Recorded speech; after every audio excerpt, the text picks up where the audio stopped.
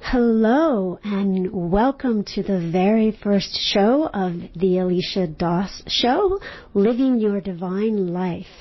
I am beyond thrilled to welcome the luminous Katherine Woodward-Thomas. So happy to have you with us, Katherine. I'm delighted to be here.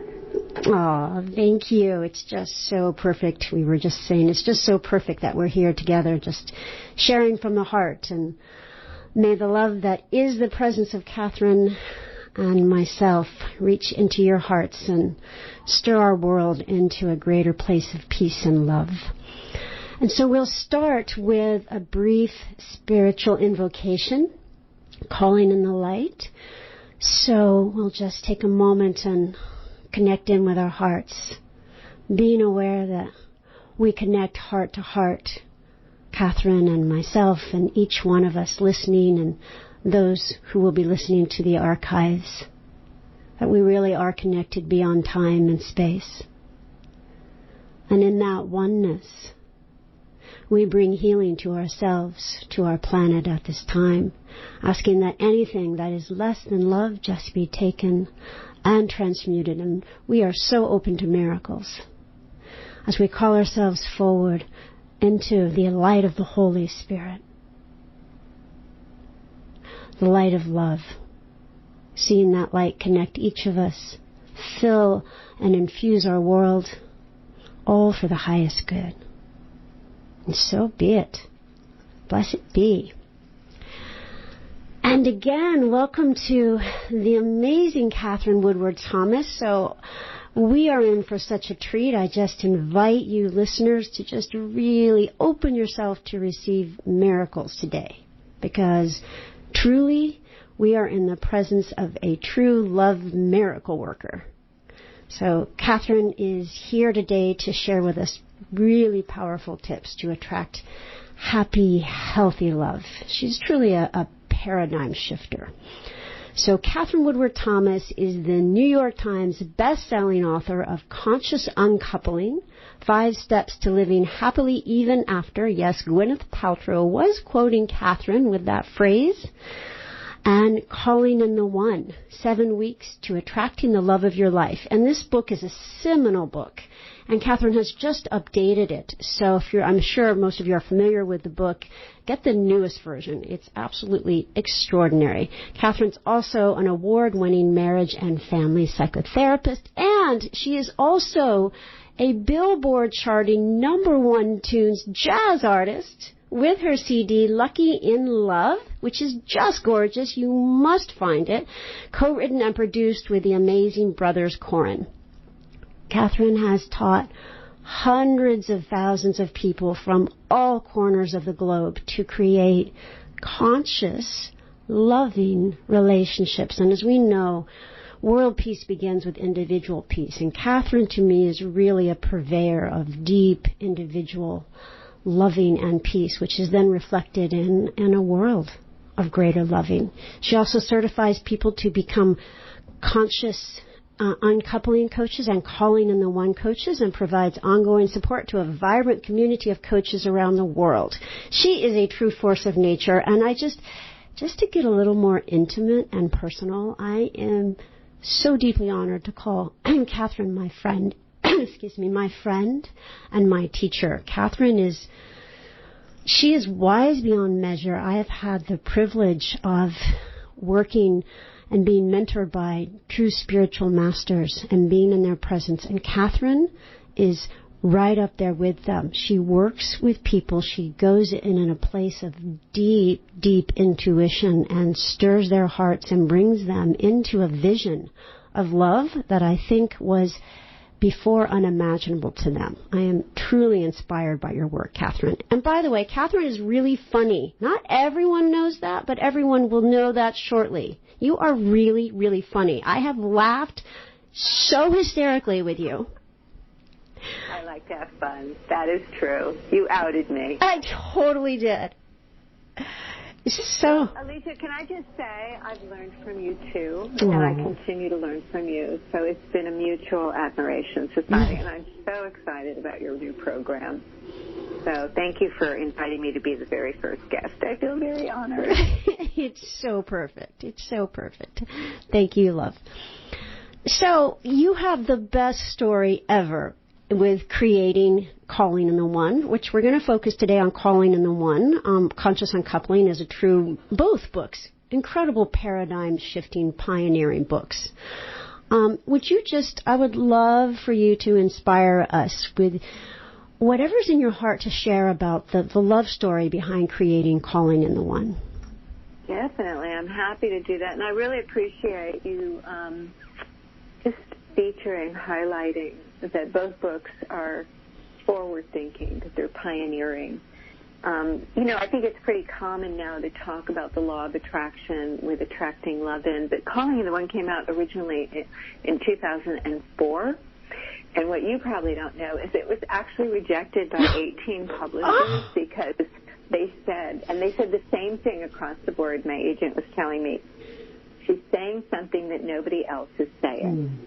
And I think, and I remember saying to my agent, I think that's a really good thing, actually. But I think that it's important to share that story because a lot of us have very forward-thinking ideas, and the world is in such a disastrous place right now that I need to just give that message to people, that your forward-thinking ideas, your better ideas about how this could go differently, how to access the power to transform the future, how to transform, painful patterns. So just because things have been done a certain way doesn't mean that that's how they need to continue going, and that it really is up to us. Because at the time, I wasn't a big old teacher back then. I had never written anything. I had just gotten licensed as a psychotherapist. I think I had about, 20 people following me. My first book deal. So these dreams that we have really matter. So anyway, thank you for that beautiful acknowledgement. Calling in the One came into being because I had so much problems, so many difficulties in the area of love and relationship that I really understood from the inside out how painful it is to wrestle with toxic, unhealthy patterns in love and how darn tenacious those patterns are. Yeah. I had been a person who had been doing my inner work for a lot of years before I finally figured out that it's not just only about analyzing the past to figure out why we're struggling with the patterns that we're struggling with. It's also about taking a stand for a future that looks nothing like the past. To actually kind of, plant your stake in the ground. This shall be so. I will have happy, healthy love. And then to turn your focus on becoming who you might need to be in order for that to happen. Because the reason why so many of us have these patterns that we struggle with is unavailable people, addicted people, people who are narcissistic, and then we have to be the invisible one to make it work, and it's all about them.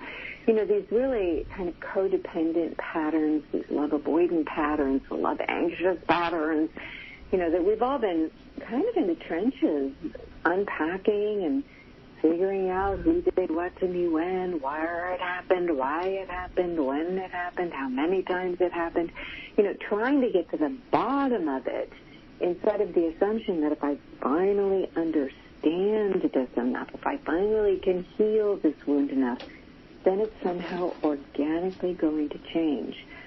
And what I have discovered is that healing is a radically different domain than transformation. And the healing is actually the domain of the past. It's a very important domain. Anyone who's ever been dissociated knows how important it is. Anyone who's ever had a food addiction knows how important it is to go back and confront some of those things and retrieve your soul from those frozen moments. So I love the work of healing, and I like to say that therapy saved my life, but it didn't change my life. Yeah. And what will change our lives, as you well know, Alicia, is standing for a future that is unprecedented, unpredictable, and completely unreasonable, and then engaging the missing development and the skills and capacities that are keeping the patterns in place that once we understand them, our relationship to ourselves, our relationship to others, our relationship to life, we actually have a shot at manifesting and sustaining the fulfillment of that future. So I didn't tell you the story yet. I just told you some of my ideas about the story. You still want to hear the story? Of course, and that was absolutely profound. Thank you. And yes, I would love to hear the story. Okay, so here I am. I'm 41, and I've never been married, and I've only been looking for the one for 20 years because I had a very tumultuous upbringing. I didn't have a stable family in my childhood, and I longed to create a stable family in my adulthood, and it felt so unfair. And I was so good at this point of trying to sort through my issues. I understood myself backwards, forwards, inside out, no stone left unturned. I'd been in therapy for many years. I'd been a meditator for years. I'd been in transformational workshops. I'd done all sorts of metaphysics for years. But the pattern that was so tenaciously stuck for me was unavailable people. And I had a particularly, uncanny thing, or it just kind of happened. It wasn't even like I was looking or I had a thing for married men. They actually had a thing for me. But any kind of impossible love was the only love that was showing up. And this is going on for years. So consequently, I'm trying to, not get into trouble, but then I'm alone for like 2-3 years at a time, celibate, right? Not even celibate, because celibate is a choice, right? But not active sexually, not romantically involved. So I was lonely. I was confused. I felt like I had done so much work. By this time, I've done so much work on myself, I'm actually becoming a therapist. And I'm at the end of my training, about to take exams, and I am helping other people now to have great relationships. But I am coming home alone every night to my little kitty cat Clover, and I feel sad about that. I feel actually kind of crushed about that and deeply confused. So what happened that turned it all around was I got involved somehow through a friend of a friend with a group, and this is back now in the late 90s. I got involved with a group, a small group of just a few people, and they were gathering every week to set intentions with and really hold those intentions with and for each other. So people were like doubling their income or buying their first house, because a lot of them were business people. But I had this tenacious, very painful pattern, main trauma of my life, was trying to find a husband. And now I'm 41 and I figure game over because I wanted a child. But I get inspired by this group. And by the way, I have since discovered, which I did not know back then, that was a very smart thing for us to do. It was to connect with each other on a regular basis and really stand with and for each other for the realization of these miracles, because there was a Princeton study done, the Princeton University, there was pair studies, which are very controversial, or they were very controversial at the time because they were studying metaphysical principles. But what they found is that when a group of people holds an intention together, that it's 6 times more likely to manifest than if you're holding it all by yourself. Wow. So I call up a friend from this group, and I say to her, I'm going to set an outrageous intention, because I just had my heart broken by yet another unavailable person. So that's what motivated me to pick up the phone. I said, Naomi, I'm going to set an intention. I want you to hold this with and for me, and I'm going to tell the group, I'm going to be engaged by my 42nd birthday. And this is 8 months out, no prospects for a husband at all. But she did not laugh at me. She did not reprimand me. She did not tell me that was a ridiculous intention. What she said was, Katherine, I will hold that intention with you and for you if you give me permission to hold you accountable for being the woman you would need to be in order for that intention to manifest. And her response just stopped me in my tracks. And what it did, Alicia, is instead of having me then run out like a crazy person trying to look for somebody to marry, it really pointed my attention within myself. Yeah. But not in the way that I was used to doing, not in an analytical way. It had me actually take responsibility for myself as the source of that painful pattern. So even though, it felt like it was just like something sitting on my stars, it was just happening to me in that moment, I took full responsibility to discover how it's actually happening through me. And that turned everything around because I began each day on my meditation cushion with that future, and in particular with the possible self. Who would I need to be of that future fulfilled? So I would do a meditation visioning, and I would imagine that a miracle had happened. And you guys can write this down if you're wanting to know how to manifest anything that's really outside of the patterns of your past. You try on the possible self of your future, and you get it in your body. What does it sound like to be living this experience? What does it taste like? Right, so you might imagine that your beloved cooked dinner for you, your favorite dinner. And what does that taste like to savor that food that was made with love in your mouth? What does it smell like? So you might imagine smelling the flowers that your beloved just picked from the garden of your home for you that day. What does it feel like? So then you imagine you're being spooned from behind and held with so much love, and that you feel safe, you feel loved, you feel supported, you feel cherished. And what does it look like? And so you might imagine what it looks like for someone to look at you with so much love that it's hard for you to even take it in.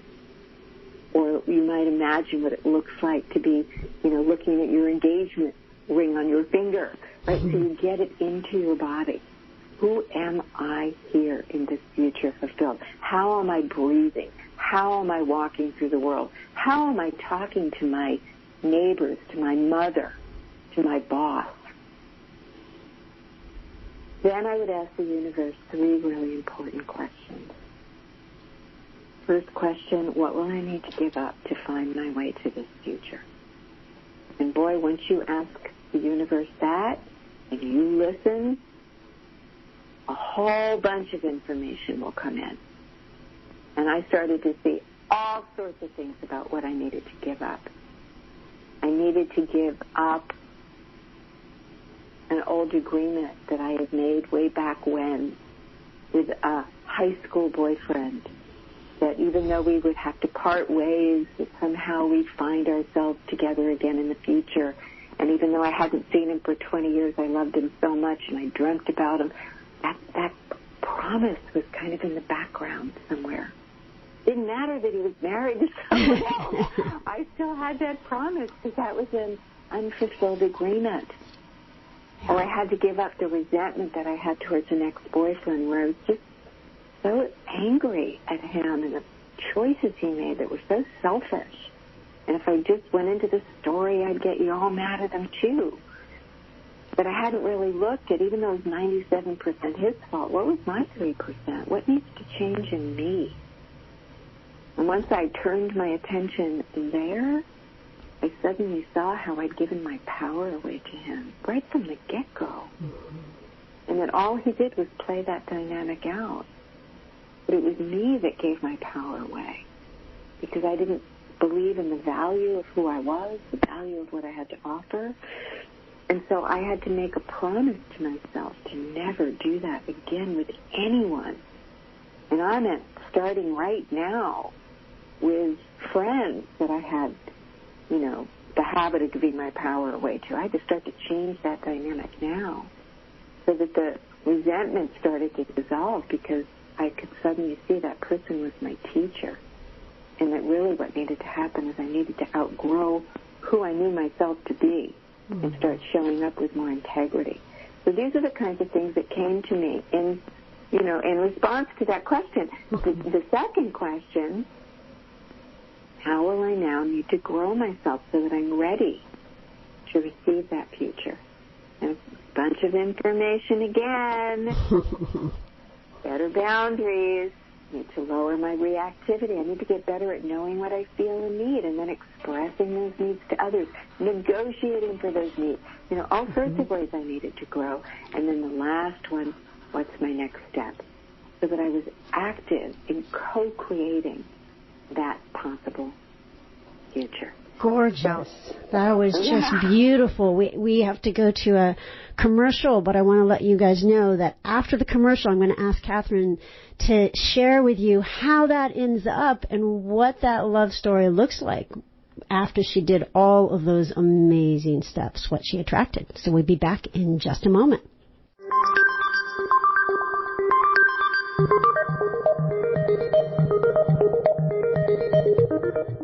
Holy Archangel. Do you want to know which archangel you identify with? There's a free quiz at angelquiz.aliciadas.com. Knowing your archangel is not only fun, but helps you enhance your own self-awareness, plus bring you better balance and peace. It's easy. Just go to angelquiz.aliciadas.com. And the best part? It's absolutely free. Take the quiz and you'll get a free report and a video just for you. Do it now at angelquiz.aliciadas.com. Reach your health and fitness goals. Whether you want to lose weight, learn to dance, build muscle, or just live healthy, Beachbody gives you unlimited access to the nation's most popular fitness and weight loss solutions. Visit our advertiser page and click on Beachbody now. Alicia Das is offering you, yes you, a free 3-hour course, Speaking from Spirit, teaching you how to get and receive messages from the divine. This course clears your fears and limiting beliefs to put you right in the heart and light of divine guidance. You'll develop and discover your own unique style of accessing the divine with videos, exercises, meditations, and more. This course is free for Healthy Life listeners. Just use the code HEALTHYLIFE. Visit spirit.aliciadas.com or call 310-472-8465. Get high-quality glasses, sunglasses, and prescription lenses at eyeglasses.com. Choose from over 250,000 items and 400 brands. Already have frames? Get replacement lenses. It's easy. Go to our advertiser page and click eyeglasses.com. More exhilarating talk. HealthyLife.net.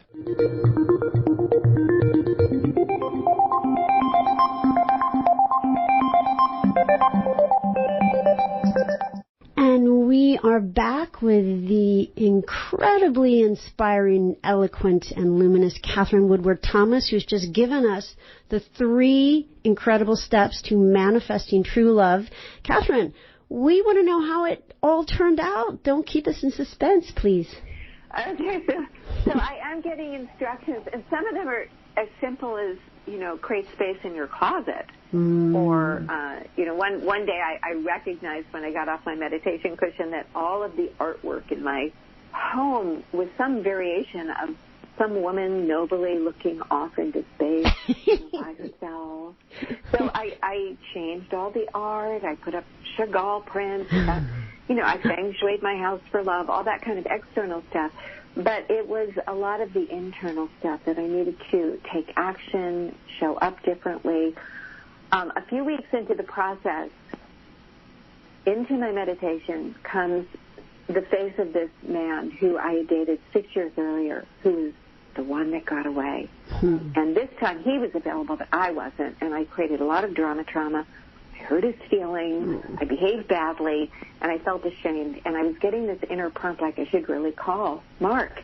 And I didn't do it because I felt so bad about how I had not treated him well, and I didn't want to call him out of the blue.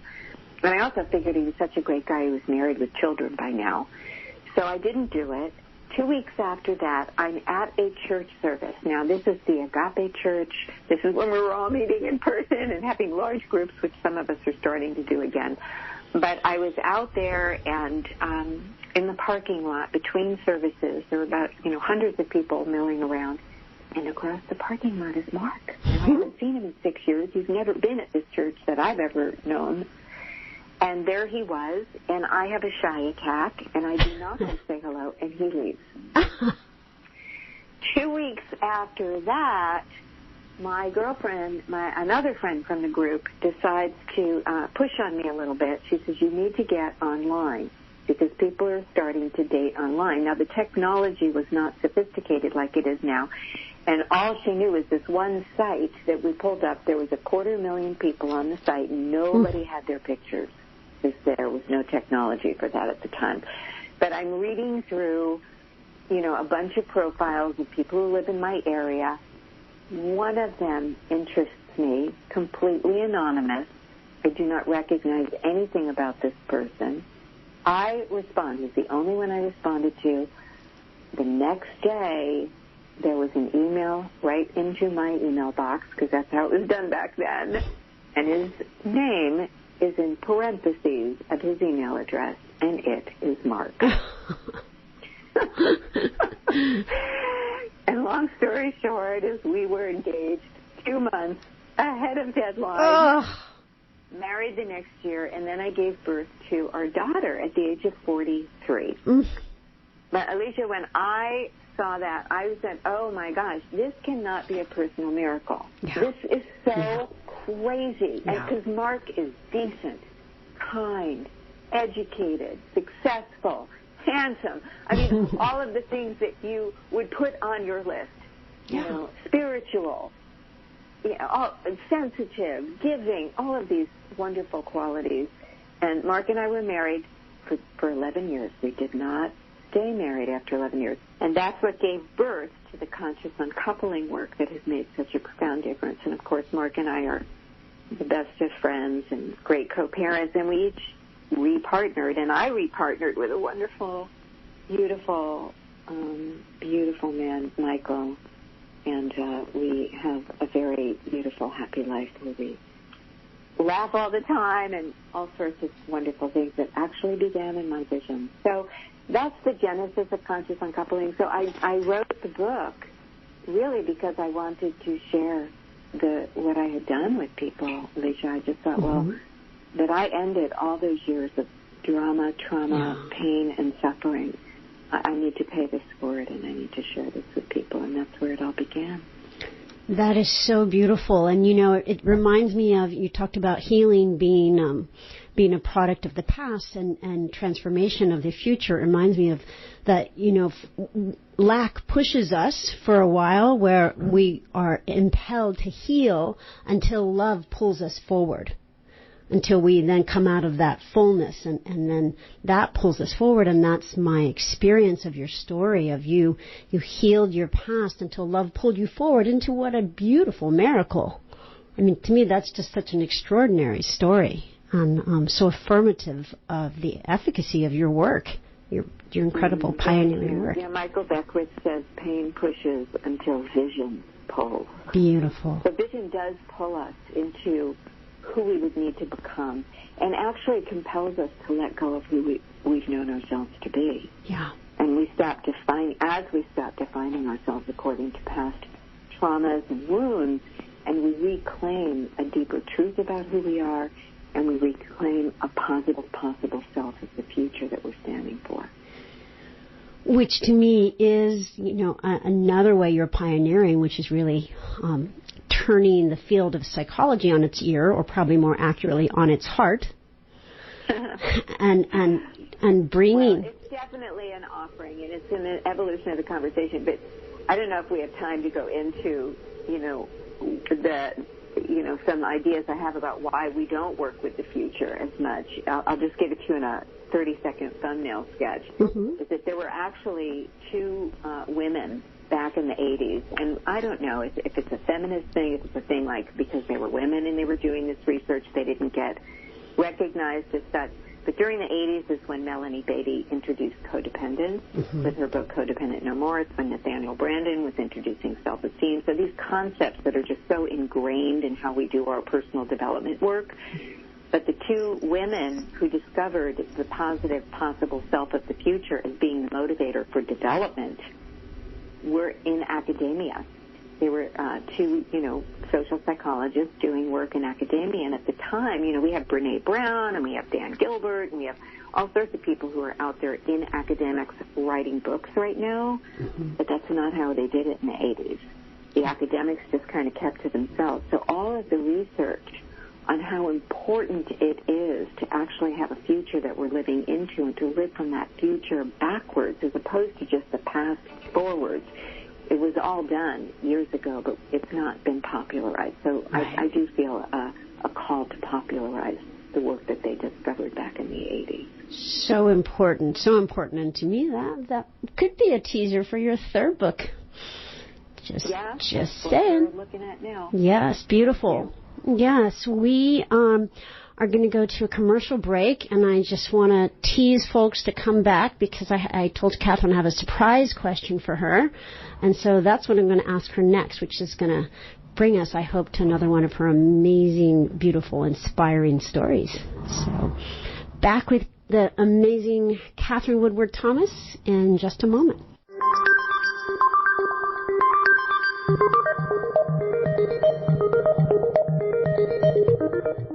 Alicia Das is offering you, yes you, a free 3-hour course Speaking from Spirit, teaching you how to get and receive messages from the divine. This course clears your fears and limiting beliefs to put you right in the heart and light of divine guidance. You'll develop and discover your own unique style of accessing the divine with videos, exercises, meditations, and more. This course is free for Healthy Life listeners. Just use the code HEALTHYLIFE. Visit spirit.aliciadas.com or call 310-472-8465.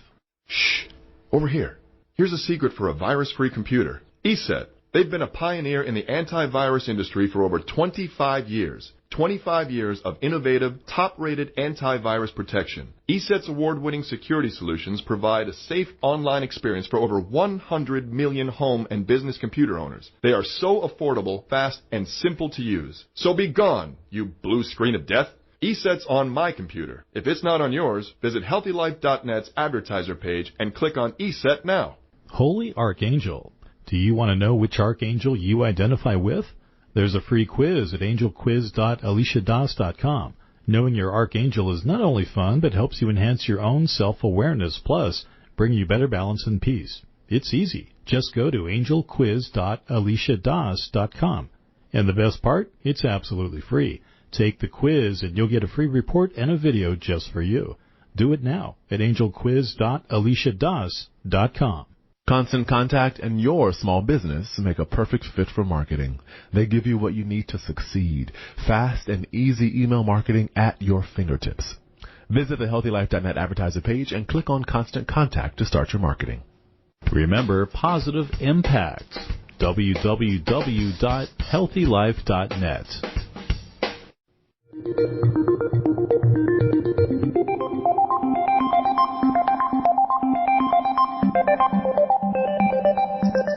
So we are back with our love miracle worker, Katherine Woodward-Thomas, best-selling author of Conscious Uncoupling and Calling in the One. So, Katherine, you were telling us this amazing story of Mark and how you manifested him from the future. How, and then of course you know that gave birth to Conscious Uncoupling, which is how I came to you. And then you manifested a second love, Michael, who I know and adore. I would love to know, Katherine, what did you learn in between manifesting the two loves? What was different? Can you tell us a little bit about your second love story and what you learned? Well, you know, Conscious Uncoupling is a lot about that. How do we shepherd that experience in a way that really lets us grow? And what I find is that when we get disappointed in love, we'll actually come to a lot of false conclusions. Conclusions like you can't trust men, or love just doesn't work for me. We might make the decision, I'm never going to do that again, or I'm never going to let myself get hurt like that again, or it doesn't work to open up your heart fully. So it's very important that we come to, that we learn how to grow through the process of heartache.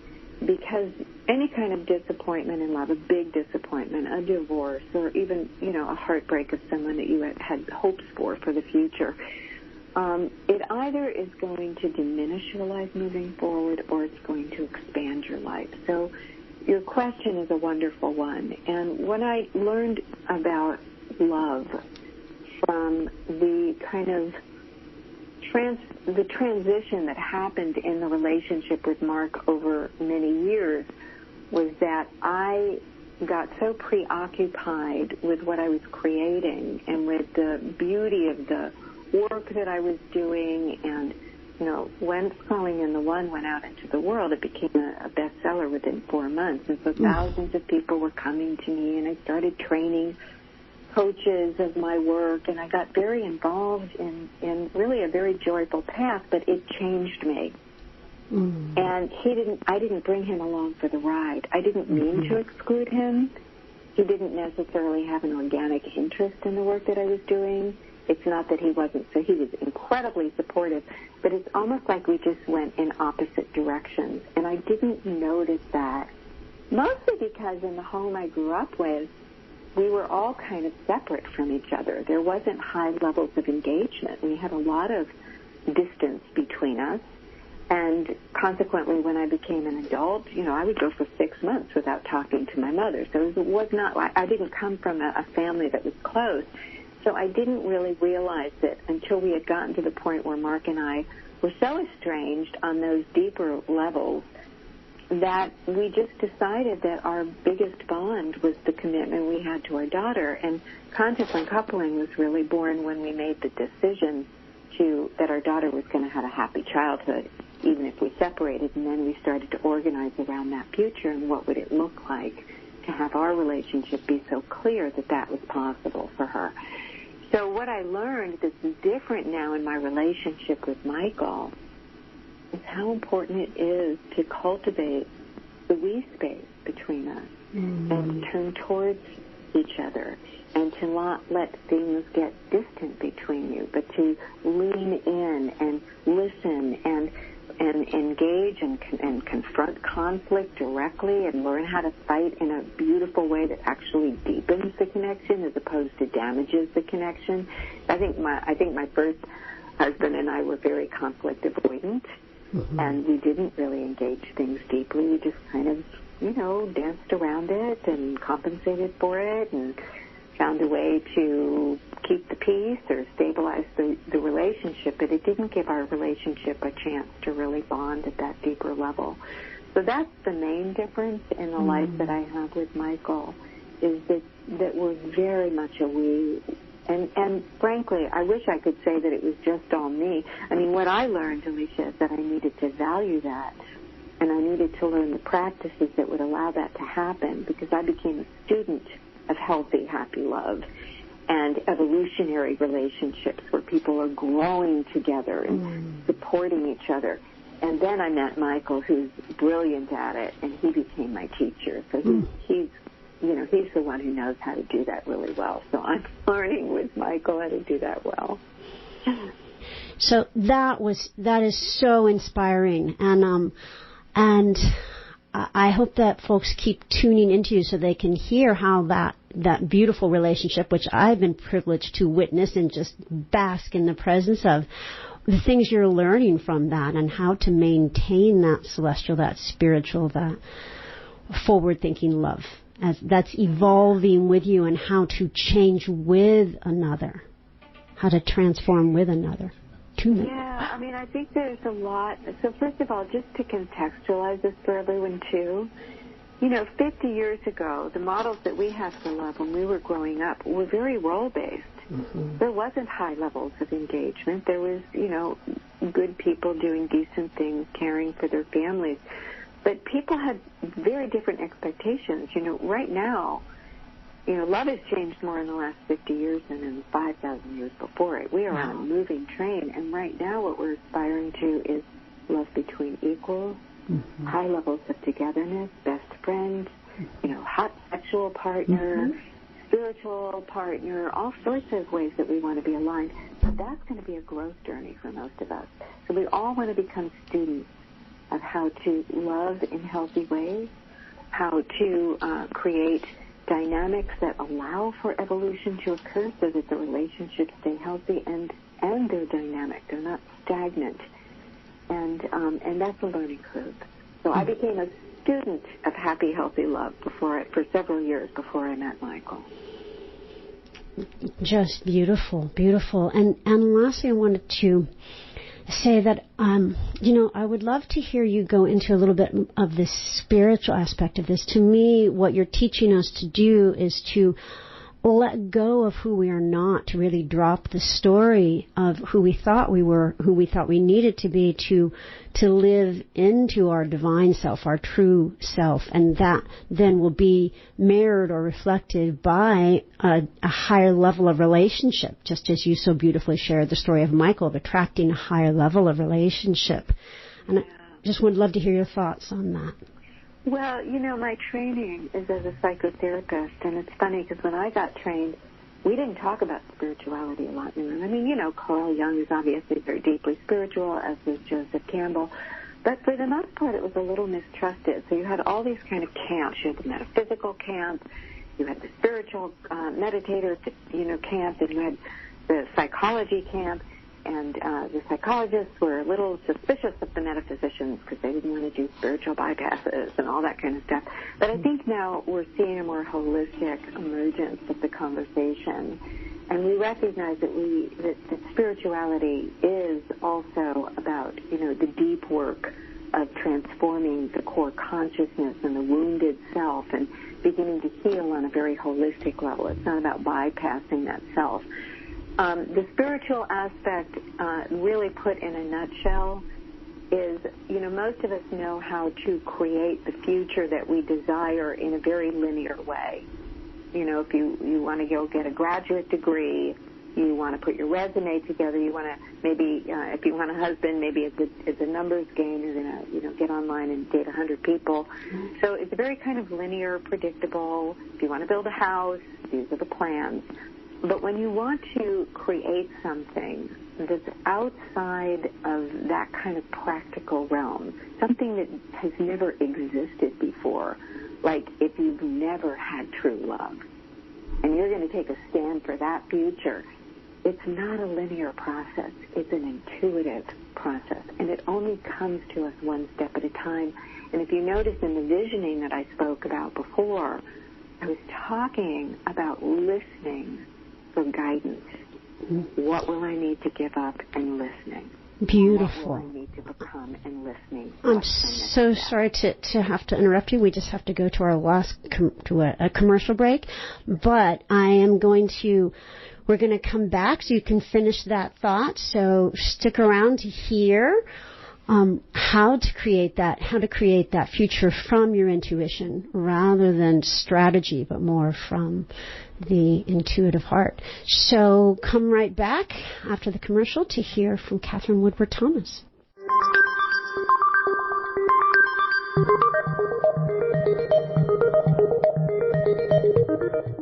Holy Archangel.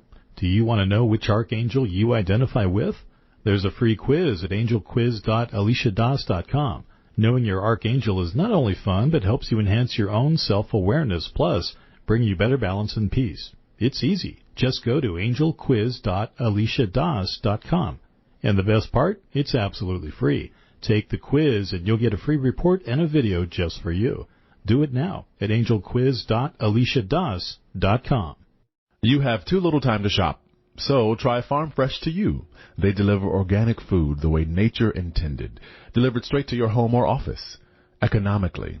Visit our web advertiser page and click on Farm Fresh to You now. Alicia Das is offering you, yes you, a free 3-hour course Speaking from Spirit, teaching you how to get and receive messages from the divine. This course clears your fears and limiting beliefs to put you right in the heart and light of divine guidance. You'll develop and discover your own unique style of accessing the divine with videos, exercises, meditations, and more. This course is free for Healthy Life listeners. Just use the code HEALTHYLIFE. Visit spirit.aliciadas.com or call 310-472-8465. Hi, I'm Danica Patrick. Watching my nieces grow, play, and learn is amazing, but not every child gets to be carefree. 1 in 6 kids in the U.S. are hungry. This breaks my heart, and it's something that Feeding America is working to change. Each year, the Feeding America network of food banks rescues billions of pounds of good food that would have gone to waste and gives it to families in need. To help, visit feedingamerica.org. Brought to you by Feeding America and the Ad Council. All positive talk with a mature edge. HealthyLife.net.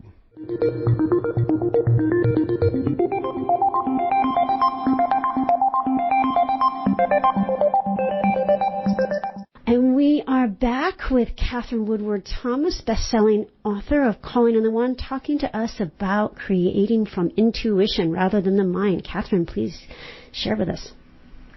Well, and so it's just important to notice that mind knowing wants certainty. You know, before I'm going to launch my business, I need to have the business plan and see how it's all going to work. And, you know, obviously there's great benefit to that kind of clarity. But sometimes things are wanting to come into the world that are going to only come one step at a time. And so the power, our source of power is in our curiosity and is in our not knowing and is in our willingness to take risks on our own intuitive knowing, which will sometimes come to us in ways that don't even make logical sense to the mind. So it is a different system of creation. I think of it as a more feminine system, where the other system is a more masculine system. But we're doing so much, we've kind of opened the conversation that women can master both domains, men can master both domains. So it's just a different part of ourselves that we're creating from. Beautiful. So gorgeously said. So Katherine's going to generously stick around for a few moments, and I'm going to do my best to channel Katherine and help us have an experience, a bit more of an experience of what she's talking about. So we're going to just take a moment and just breathe into our heart. Just really open your heart to receive. And just, if you would, allow yourself to be aware that, as Katherine shared, in a group setting, and this is a group, we are 6 times more likely to manifest our intention than alone. And so feeling that connection with all of your spiritual comrades, just set the intention to, rather than being pushed by your past, that you allow your future, the love of your future, to pull you forward, your vision to wrap its arms around you and bring you into its grace. So just take a moment to acknowledge yourself as the source of your current life. And perhaps you might want to say, I forgive the judgments that I should have done better, because the truth is I did the best I could with what I know. And what I know now is that I am worthy and capable of manifesting true love. And so let's plant a stake in the ground for the future, as Katherine said, and just allow yourself to see who you need to be for that future of love to happen. And perhaps you just put your hands in front of you, cup your hands in front of you, and allow yourself to receive from Spirit a beautiful, grand intention, like Katherine's intention to be married at 42, to be engaged at 42 when she was alone at 41. What is that grand intention? Be bold. Receive that from Spirit. See it placed in your hands. Beautiful. And let's just engage the senses and just claim that vision. See it right in front of you. What would it taste like to receive that? Be really specific. Perhaps it's a beautiful, elegant dinner with your true love. What would it look like to look into the eyes of someone gazing at you, really seeing you for the first time? What would it smell like? Perhaps it's what their skin smells like. Perhaps it's the smell of night-blooming jasmine outside your bedroom window. What would it sound like? Maybe it's the sound of tinkling bells of a wind chime. Just that deep peace of being with your true love. What would it feel like? What would it feel like, perhaps, to feel the side of their face, but also what would it feel like inside? Who are you? How are you your best self with your love? Which could be yourself, could be Spirit, could be a beloved. How are you your best self with them? Your future self. And in this moment, you just take a deep breath and breathe that in and claim it. It said if you're not receiving it, it's because you're not claiming it. So at this moment, you just claim it and open yourself to receive. Now gently be aware. What would I need to give up to receive that? Katherine's beautiful 3 questions. What do I need to give up? And perhaps you just say, I'm willing to give up this right now. How do I need to grow to receive that? What do I need to live into to receive that? And what is my next step? What is a microscopic step I am willing to take today to receive that? And next, this last step is to just open yourself to receive it, claim it so, place it into the light of the Holy Spirit for the highest good of all concerned. And just place everyone's grand intentions in the light, that they would fully manifest. And we just say, it is so, blessed be, and thank you, Spirit. Amen.